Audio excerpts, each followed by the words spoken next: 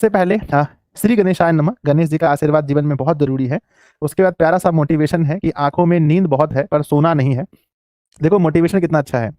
आंखों में नींद बहुत है पर सोना नहीं है, यही समय है कुछ करने का मेरे दोस्त, इसे खोना नहीं है। तो समय बहुत इंपॉर्टेंट है। आइए बच्चों, हम लोग बात से ही शुरुआत करते हैं। तो मैं आप लोगों को पहले एक सवाल पूछना चाहता हूं कि बच्चों, क्या आप जानते हैं कि हिंदी शब्द का अर्थ क्या होता है? अगर कोई जानते हैं तो मुझे बताइए कि हिंदी का अर्थ क्या होता है।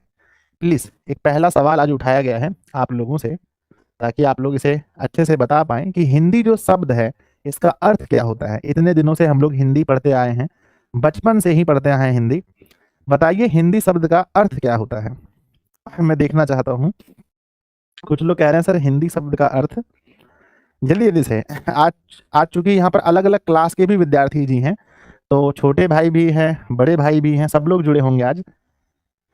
एक बच्चे ने लिखा है कि सर हिंदी शब्द का अर्थ हिंदू होता है। किसी ने लिखा है नहीं पता है। किसी ने लिखा है सर जी हिंदुस्तान होता है। चलो, कुछ बच्चे कह रहे हैं हिंदू का अर्थ होता, सॉरी, हिंदी का अर्थ होता है सिंधु नदी। चलो बहुत बढ़िया, सब लोग अपने अपने अनुसार से बता रहे हैं कि हिंदी शब्द का अर्थ। बच्चों, तो हिंदी शब्द का अर्थ जानने से पहले हमें यह पता करना पड़ेगा कि ये शब्द आया कहां से है। तो बच्चों, सबसे पहले हमें यह जानना है कि ये शब्द आया कहां से है। तो चलिए हम लोग देखते हैं कि ये शब्द आया कहां से है। तो एक देश है जिसका नाम आप लोगों ने सुना होगा। कितने बच्चे ऐसे हैं जिन्होंने ईरान का नाम सुना है? हाथ उठाओ कि सर हमने ईरान देश का नाम सुना है। बच्चों, अगर हम मैप में अगर आपको लेकर जाएं तो आप वर्ल्ड मैप है, यानी ये बच्चों पूरी दुनिया का मैप है। इसमें आप पूरी दुनिया को देख सकते हैं। तो मैं थोड़ा सा इसको जूम करता हूं, शायद आपको दिख रहा हो।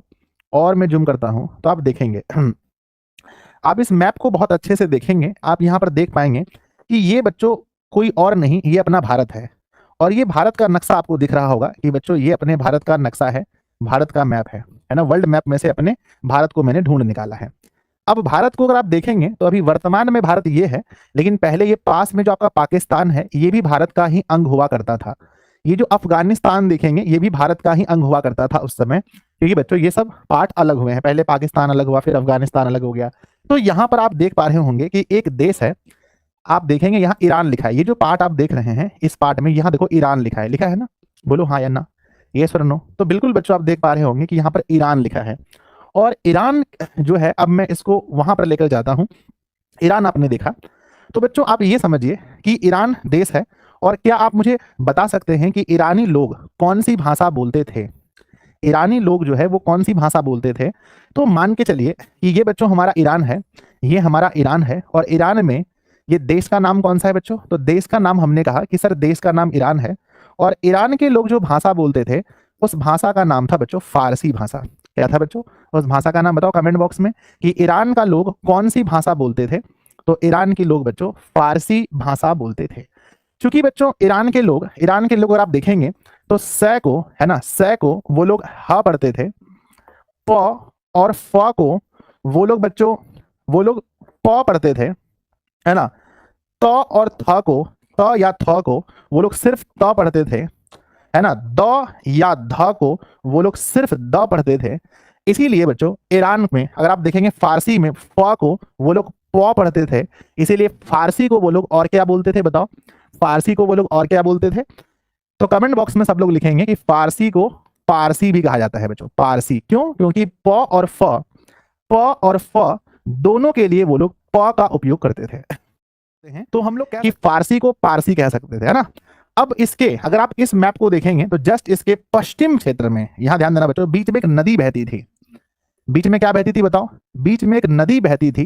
देखो थोड़ा सा, बीच में एक नदी बहती थी। और बच्चों उस नदी का नाम कोई बता सकते हैं? तो बीच में नदी बहती थी और इस नदी का नाम था बच्चों सिंधु नदी। क्या नाम था? बीच में बच्चों नदी का नाम था सिंधु नदी। और पढ़ते थे। तो आप मुझे ये बताओ कि सिंधु नदी को ईरानी लोग क्या पढ़ते होंगे? एक बार सोच के बताना बहुत अच्छे से कि सिंधु नदी को ईरान के लोग क्या पढ़ते होंगे। तो सर सिंधु को वो लोग पढ़ते थे हिंदू बच्चों, है ना। तो सिंधु नदी को वो लोग क्या बोलते थे? सिंधु नदी को वो लोग पढ़ते थे हिंदू नदी बच्चों। क्या पढ़ते थे? सिंधु नदी को बच्चों हिंदू नदी पढ़ते थे, हिंदू नदी, ठीक है ना। सिंधु नदी को वो लोग पढ़ते थे हिंदू नदी। और उसके बाद विद्यार्थी जी यहां से हिंदू नदी, और यहाँ के जो रहने वाले लोग थे, यहाँ के जो रहने वाले लोग थे, इसे वो लोग क्या बोलते थे, है ना, सॉरी, यहाँ का जो स्थान है, यहाँ के स्थान को कहते थे बच्चों हिंदुस्तान। यहाँ के स्थान को क्या बोलते थे, हिंदुस्तान कहते थे। यहाँ के स्थान को क्या बोलते थे, हिंदुस्तान कहते थे।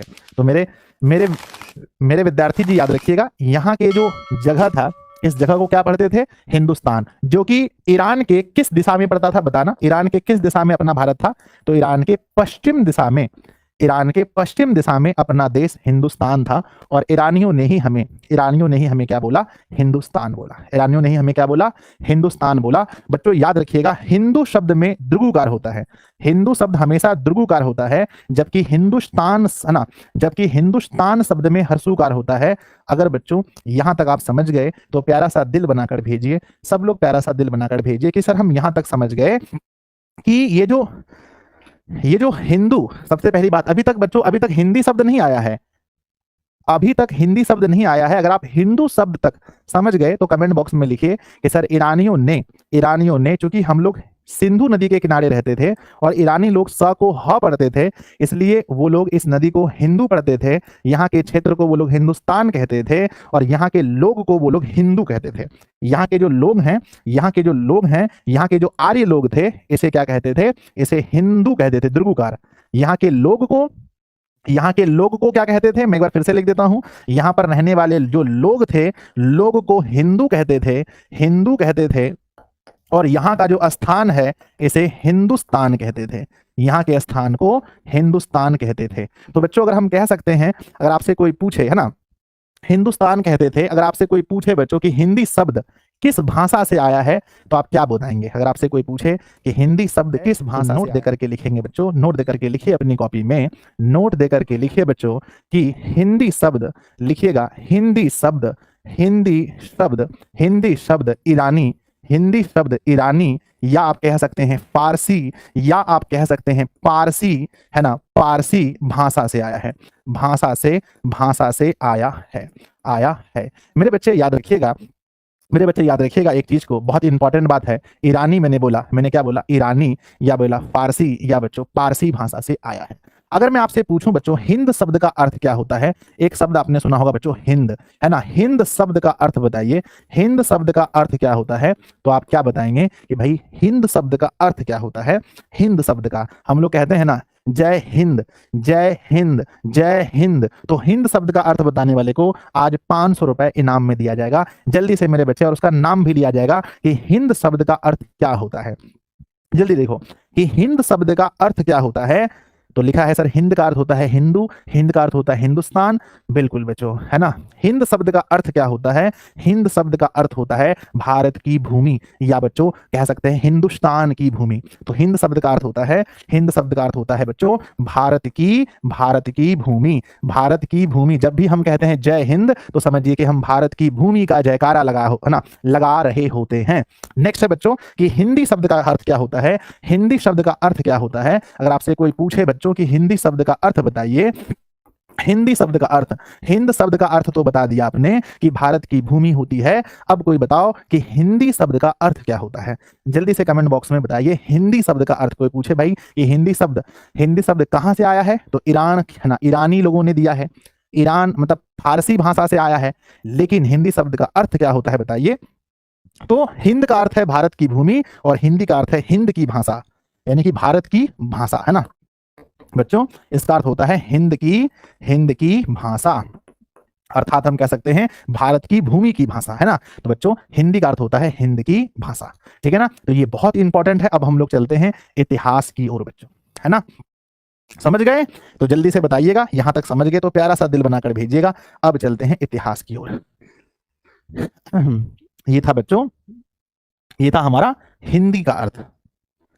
ये हम लोग हिंदी के बारे में समझ रहे थे कि हिंदी शब्द कहां से आया, हिंद का अर्थ क्या होता है, हिंदी का अर्थ क्या होता है भाषा। फिर हम लोग हिंदी और भाषा दोनों को मिला देंगे। तो अब हम चलते हैं बच्चों भाषा, है ना। आप लोगों में से बहुत पढ़े लिखे विद्यार्थी जी होंगे, पहले बताइए कि जो भाषा शब्द है, ये शब्द किस भाषा का है? यानी जो भाषा शब्द है ये खुद किस भाषा का शब्द है? कोई मुझे बता सकते हैं तो कमेंट बॉक्स में लिखिएगा कि भाषा जो शब्द है ये किस भाषा का शब्द है। ठीक है, ये कौन क्वेश्चन है सर? हाँ, ये क्वेश्चन है कि भाषा शब्द किस भाषा का शब्द है? बताइएगा। सर हिंदी की नहीं, गलत है, गलत है, गलत है।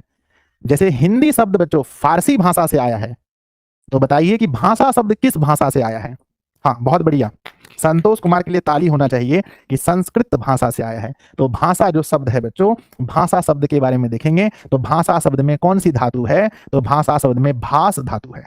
भाषा शब्द में भास धातु है और ये कहां से आया है? ये बच्चों संस्कृत है ना, ये बच्चों कहां से आया है? ये संस्कृत से आया है। और भास का अर्थ होता है बच्चों प्रकट करना, है ना, भास का अर्थ होता है प्रकट करना, भास का अर्थ होता है प्रकट करना। बच्चों हम क्या प्रकट करते हैं बताओ? हम क्या प्रकट करते हैं? दूसरों के सामने हम क्या प्रकट करते हैं? कृपया आप मुझे बताइए कि हम क्या प्रकट करते हैं? तो हम प्रकट करते हैं अपने अपने बच्चों अपने विचारों को, है ना। हम क्या प्रकट करते हैं? हम क्या प्रकट करते हैं? तो हम बच्चों अपने भाव, हम अपने भाव और विचारों को प्रकट करते हैं, है ना। भाव और क्या करते हैं? विचारों को प्रकट करते हैं। भाव और विचार, भाव और विचार को प्रकट करते हैं। तो कोई अगर आपसे पूछे बच्चों कि बताओ भाषा जो है वो किस भाषा का शब्द है? संस्कृत भाषा का शब्द है। इसमें कौन सी धातु है? भास धातु है, जिसका अर्थ होता है प्रकट करना, यानी भाव विचार प्रकट करना। अगर आपसे कोई पूछे बच्चों कि भाषा किसे कहते हैं, तो आप क्या लिखेंगे बच्चों, है ना? है ना, भाषा क्या है? भाषा क्या है बच्चों? भाषा क्या है कि अपने, है ना, अपने भाव एवं विचारों को प्रकट करने का एक माध्यम है ना। भाषा क्या है बच्चों? तो लिखेंगे भाषा, भाषा, भाषा अपने अपने, है ना, भाषा, भाषा अपने भाव एवं, है ना, भाव एवं विचारों को, भाव एवं विचारों को, विचारों को, विचारों को प्रकट करने का, विचारों को प्रकट करने का, प्रकट करने का माध्यम है, प्रकट करने का माध्यम है। प्रकट करने का क्या है बच्चों बताओ? प्रकट करने का माध्यम है। क्या आप मुझे बता सकते हैं कि भाषा कितने प्रकार के होते हैं? सही बताने वाले को 1000 रुपए का इनाम। जल्दी मेरे विद्यार्थी जी, भाषा क्या है? भाषा क्या है? भाषा अपने भाव एवं विचारों को प्रकट करने का एक माध्यम है। मान के चलो आपको गुस्सा आ रहा है, अगर आपको गुस्सा आ रहा है और आपको अगर भाषा नहीं आता है तो आप कैसे बताना? आमी टोका लासीमा उरी नाला कोला उला उई, ऐसे बोलेंगे थोड़ी। ऐसे बोलने से कोई समझेगा बच्चों? नहीं समझेगा। आप कहेंगे कि, है ना, अगर हिंदी में मुझे गुस्सा आ रहा है, I am feeling angry, English में बोलेंगे। तो बच्चों आप बताओ जल्दी से, हंसना मत तुम लोग, ठीक है ना। हमने बोला कि भाषा अपने भाव एवं विचारों को प्रकट करने का एक माध्यम है। भाषा के प्रकार की बात करते हैं तो भाषा बच्चों, भाषा के प्रकार की बात करते हैं तो भाषा 3 प्रकार के होते हैं, है ना, है ना। भाषा के प्रकार की बात करते हैं तो भाषा के प्रकार, अगर हम पहला प्रकार कौन सा है तो सबसे पहला है बच्चों हमारा, सबसे पहला है मौखिक भाषा, है ना। मौखिक में बच्चों, है ना, पहला है मौखिक, है ना। तो मौखिक में क्या होता है बताइए बच्चों? मौखिक में हम बच्चों बोलकर, है ना, बोलते हैं। मौखिक में क्या होता है? बोलना, मौखिक। दूसरा होता है लिखित भाषा, है ना। एक होता है मौखिक, एक होता है बच्चों लिखित। और बताओ तीसरा क्या होता है? तीसरा बताओ? तीसरा बच्चों सांकेतिक भाषा होता है। सांकेतिक या संकेत भी कह सकते हैं, सांकेतिक। तो बच्चों भाषा 3 प्रकार से होते हैं। भाषा के 3 प्रकार हैं। एक है मौखिक, जहां बच्चों, जहां क्या होता है? हम अपने भाव एवं विचार बोलकर प्रकट करते हैं। यहाँ क्या होता है? बोलकर, है ना, यहाँ बोलकर प्रकट होता है ना, बोलकर प्रकट करते हैं। यहाँ बच्चों क्या होता है? यहाँ अपने भाव एवं विचार हम लोग लिखकर प्रकट करते हैं। यहाँ भाव विचार लिखकर प्रकट करते हैं। और यहाँ बच्चों संकेत से प्रकट करते हैं, है ना, संकेत से प्रकट करते हैं। बच्चों चलो देखो मेरी बात सुनो, ध्यान दो। ये क्या हुआ बताओ? मैं क्या बोल रहा हूं आपको? मैं क्या कह रहा हूं, है ना, मैं आपको क्या कह रहा हूं? What I am saying to you, बताओ। What I am telling to you, बच्चों क्या कह रहा हूं बताओ? सर आप मुझे हंसने कह रहे हो, आप मुझे हंसने कह रहे हो, है ना, ठीक है। बच्चों खुश हो जाओ, ये बोलकर मैं कह रहा हूं खुश होने के लिए। मैं लिखकर भी कह सकता हूं, है ना। बच्चों हंसो, ठीक है ना। तो एक तो हम किसी को बोलकर, याद है ना, एक तो हम बोलकर बोल सकते हैं ना, बोलकर हम अपने भाव को प्रकट कर सकते हैं। दूसरा हमने लिखकर प्रकट किया। और तीसरा हम लोग संकेत से भी अपने भाव को प्रकट कर सकते हैं। अगर यहां तक क्लियर है बच्चों, एक बार प्लीज सब लोग दिल बनाकर भेजिए, बनाकर भेजेंगे कि भाषा अपने भाव एवं विचारों को प्रकट करने का माध्यम होता है। हम 3 तरीके से अपने भाव विचार प्रकट कर सकते हैं, या तो बोलकर, या तो लिखकर, या तो संकेत के माध्यम से। हो गया? हो गया? जल्दी बताओ सब लोग, हो गया बच्चों? यस। चलिए अब हम चलते हैं हिंदी के इतिहास में। हिंदी के इतिहास में चलते हैं, जहां आपको बहुत बहुत बहुत मजा आएगा। अभी हम लोग पढ़ रहे थे हिंदी फिर हमने पढ़ा भाषा को एक साथ जोड़ते हैं। तो मेरे बच्चे अब बताओ, अब हमने जोड़ दिया, यहां हमने लिख दिया भाई हिंदी और साथ में जोड़ दिया हमने भाषा। तो आप बताओ कि हिंदी जो भाषा है, हिंदी भाषा जो है, इसकी शुरुआत कैसे हुई? आखिर ये हिंदी की भाषा कब और कहां से आई? कोई बताओ, इसका जन्म किस भाषा से हुआ है? मैं हिंदी शब्द के बारे में नहीं पूछ रहा हूं, कोई हिंदी शब्द का जन्म कहां से हुआ है? तो हिंदी शब्द का जन्म हुआ है ईरान से, लेकिन हिंदी भाषा का जन्म कहां से हुआ है? जो बता देगा भैया समझो कि हम उसका नाम लेंगे। जल्दी से जल्दी बताओ कि हिंदी भाषा का जन्म किस भाषा से हुआ है? यस यस, बहुत बढ़िया, बच्चे लिख रहे हैं कमेंट बॉक्स में, कोशिश कर रहे हैं सब लोग लिखने की। सर जी ग्रीक भाषा से, गलत है। पारसी से, गलत है। संस्कृत से, बिल्कुल सही है। लगभग जितनी भी भाषा है बच्चों, सबकी जननी संस्कृत भाषा है, यानी सबका जन्म संस्कृत भाषा से ही हुआ है। तो अब देखते हैं हम लोग क्या हिंदी भाषा को हम लोग शुरुआत में लेकर चलते हैं। सबसे पहले मेरे बच्चे हिंदी भाषा से सबसे शुरुआत में कौन सी भाषा थी? तो स्टार्टिंग में बच्चों सबसे पहले संस्कृत भाषा थी। कौन सी भाषा थी? संस्कृत भाषा। संस्कृत भाषा के बाद बच्चों जो भाषा बोली गई उस भाषा को बताइएगा। संस्कृत भाषा के बाद संस्कृत भाषा भी बच्चों दो भागों में बटी थी। सबसे पहला हम आप लोग को कहते हैं, एक होता है बच्चों वैदिक संस्कृत। क्या होता है? एक है बच्चों वैदिक संस्कृत, एक है वैदिक संस्कृत, और एक दूसरा है बच्चों जिसे कहते हैं लौकिक संस्कृत। मैं आप लोगों को जब पढ़ाता हूं संस्कृत तो मैंने बताया होगा कि भाई संस्कृत दो हैं, एक है वैदिक और दूसरा है लौकिक। ठीक है, तो ये बताओ कि बच्चों संस्कृत भाषा के बाद दूसरी भाषा कौन सी हुई? तो दूसरी भाषा हुई बच्चों पाली, है ना। दूसरी भाषा कौन सी हुई? संस्कृत के बाद क्या आया? पाली। वाह, बहुत बढ़िया। यहाँ बहुत सारे नॉलेज वाले बच्चे भी हैं जो बता रहे हैं कि सर संस्कृत के बाद जो संस्कृत का थोड़ा सा रूप चेंज हुआ तो उससे पाली कहा गया। यूपी में बहुत सारे ऐसे भाग हैं जहां पर उस समय बच्चों जो हम कहते हैं भगवान बुद्ध और जैन धर्म के जो लोग थे वो लोग बहुत यूज करते थे पाली भाषा का। उसके बाद कौन सी भाषा आई बच्चों? उसके बाद आई बच्चों कौन सी भाषा बताओ? पाली भाषा के बाद कौन सी आई? पाली भाषा के बाद कौन सी भाषा आई? तो पाली भाषा के बाद आई बच्चों प्राकृत भाषा। कौन सी भाषा? प्राकृत भाषा, है ना मेरे बच्चे, प्राकृत भाषा। और फिर बताओ प्राकृत भाषा जब उसमें और भी चेंज हुआ, कुछ कुछ और चेंज हुआ प्राकृत भाषा में, तो फिर प्राकृत भाषा के बाद क्या आया? तो प्राकृत भाषा के बाद आया बच्चों अपभ्रंश, है ना, अपभ्रंश। और अपभ्रंश भी अगर अपभ्रंश में भी जब रूप बदला बच्चों, है ना, अपभ्रंश का भी जो रूप बदला, शोरसेनी भाषा, है ना, अपभ्रंश का भी रूप बदला, तो हम इसको अब नहीं बदलेंगे। यहां से अब हिंदी को हम लोग अब यहीं से हम हिंदी की शुरुआत कर देंगे, है ना। यहीं से बच्चों हम क्या करेंगे? अब यहीं से हम लोग सबसे पहले करेंगे बच्चों, यहीं से हम लोग शुरू कर देंगे, है ना। ऐसे तो बच्चों शोरसेनी भाषा हो सकता है, यहाँ से थोड़ा सा मोड़े हैं, है ना। तो बच्चों शोरसेनी भाषा हो जाएगा, शोरसेनी भाषा, है ना, शोरसेनी, है ना, शोरसेनी, शोरसेनी भाषा, है ना, शोरसेनी। नहीं तो बच्चों यहीं से हम लोग सीधा हिंदी की ओर मुड़ेंगे, जिसे हम लोग पुरानी हिंदी कहेंगे।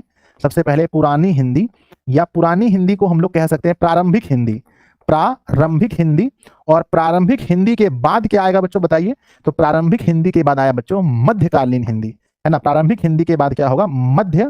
मध्यकालीन हिंदी। और मध्यकालीन हिंदी के बाद अभी कौन सी हिंदी चल रही है बच्चों? बताओ कमेंट बॉक्स में। तो अभी चल रही है बच्चों आधुनिक हिंदी। अभी कौन सी हिंदी है? अभी है बच्चों आधुनिक हिंदी। इस क्रम को याद रखना बहुत जरूरी है। कितने ऐसे विद्यार्थी जी हैं जो इस क्रम को याद रख पाएंगे? एक बार हाथ खड़ा, ध्यान दीजिएगा। हमें बिल्कुल याद रहेगा कि सबसे पहले संस्कृत भाषा थी, संस्कृत भाषा से बनी पाली भाषा, पाली भाषा से बनी प्राकृत भाषा, प्राकृत भाषा से बनी अपभ्रंश भाषा, अपभ्रंश भाषा से हम शौरसेनी बना सकते थे पर हमने नहीं बनाया, डायरेक्ट हमने लिखा पुरानी हिंदी भाषा। पुरानी हिंदी भाषा के बाद बनाए मध्यकालीन हिंदी भाषा, मध्यकालीन हिंदी भाषा के बाद बनाए हमने आधुनिक हिंदी भाषा, जो अभी तक चल रही है। चलो सब लोग लिख रहे हैं यस यस यस गुरुजी। सब लोग एक बार सेशन को लाइक भी तो कर दो मेरे प्यारे बच्चों। जितने भी बच्चे हैं पढ़ने वाले सब लोग सेशन को जल्दी जल्दी लाइक कर दीजिए। मैं इसका डेट बताना शुरू करता हूं। मैं डेट बताना, हाँ आप अवहट भाषा कह सकते हैं, अवहट कह सकते हैं, शौरसेनी कह सकते हैं। बिल्कुल वर्षा जी आपने बिल्कुल सही लिखा है, बिल्कुल सही लिखा है आपने, हाँ बिल्कुल सही लिखा है। हम उसको और डीप में ले जा सकते हैं।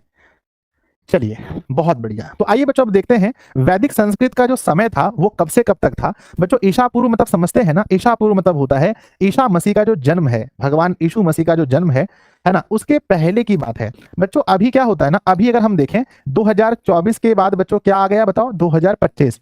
तो इस ना ईस्वी जो है आगे की ओर बढ़ता है, लेकिन ईशा पूर्व की अगर हम बात करें तो वो उल्टा होता है। ईशा पूर्व में बच्चों अगर 563 ईशा पूर्व था तो उसका अगला वर्ष कौन सा होता बच्चों बताओ? 563 ईशा पूर्व का अगला वर्ष कौन सा होता? तो अगला वर्ष होता बच्चों 562 ईशा पूर्व। तो ईशा पूर्व ना बच्चों उल्टा चलता है, ईस्वी हमारा सीधा चलता है, यानी कि बढ़ते क्रम में, ईशा पूर्व घटते क्रम में। तो समय याद रखिएगा कि वैदिक संस्कृत का समय है, वैदिक संस्कृत का समय है 1500 ईशा पूर्व से 1500 ईशा पूर्व से 1000 ईशा पूर्व।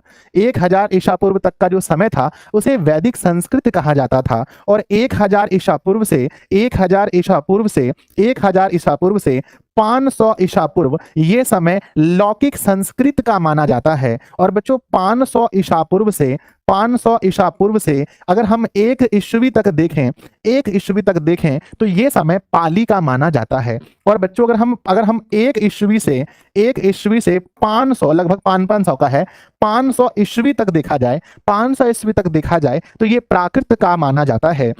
और अगर बच्चों 500 ईस्वी से लेकर के 1000 ईस्वी तक हम लोग देखें तो ये समय अपभ्रंश का माना जाता है, अपभ्रंश का। और लगभग 1100 से, ऐसे तो 1000 लिखा है, 1000 से मेरे बच्चे है ना, सॉरी, अगर हम देखें लगभग बच्चों 1200 से लेकर के अगर हम देखें 1500 का समय, 1200 ईस्वी से लेकर के बच्चों अगर हम देखा जाए है ना, यहां पर अगर हम देखें है ना, नहीं अपभ्रंश का समय, एक सेकंड कहीं मिस्टेक तो नहीं हो गया? अपभ्रंश 1000 है ना, 500 से लेकर 1 ईस्वी तक पुरानी अपभ्रंश प्राकृत भाषा, हाँ ठीक है बच्चों, सॉरी है ना।